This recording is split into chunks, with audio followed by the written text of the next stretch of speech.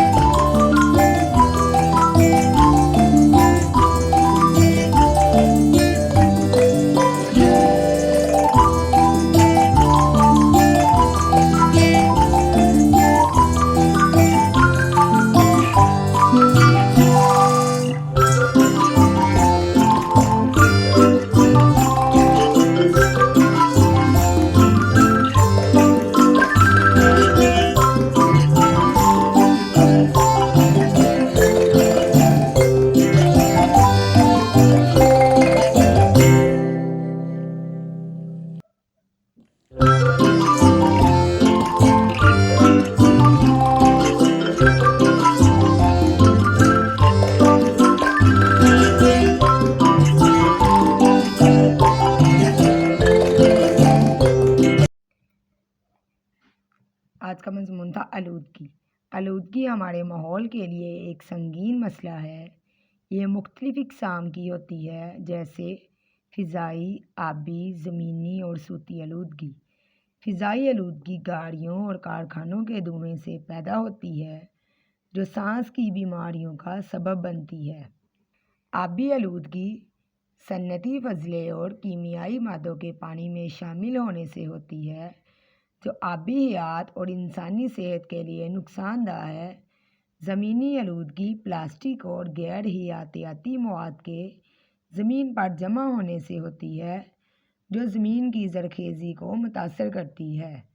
صوتی آلودگی گاڑیوں، مشینوں اور لاؤڈ اسپیکرز اور ٹی وی کی بلند آوازوں سے ہوتی ہے، جو ذہنی دباؤ اور سماعت کے مسائل کا باعث بنتی ہے۔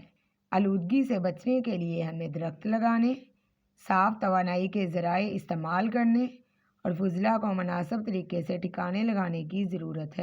حکومت اور عوام کو مل کر آلودگی کے خلاف اقدامات کرنے چاہئیں تاکہ ہم آنے والی نسلوں کے لیے ایک صحت مند ماحول فراہم کر سکیں۔ آج کا ہمارا مضمون تھا آلودگی۔ امید کرتی ہوں کہ آپ کو ہماری آج کی ویڈیو اچھی لگی ہوگی۔ مزید ایسی ویڈیوز دیکھنے کے لیے ہمارے چینل کو سبسکرائب کریں۔ پلیز اگر آپ کو ہماری ویڈیو اچھی لگی ہے تو اس کو ضرور شیئر کیجیے گا، ہمارے چینل کو سبسکرائب کیجیے گا، اور اگر آپ کو کسی اور ٹاپک پہ کوئی مضمون لکھنا ہے تو ہمیں کمنٹ سیکشن میں ضرور بتائیے گا۔ تب تک اپنا خیال رکھیے گا۔ اللہ حافظ۔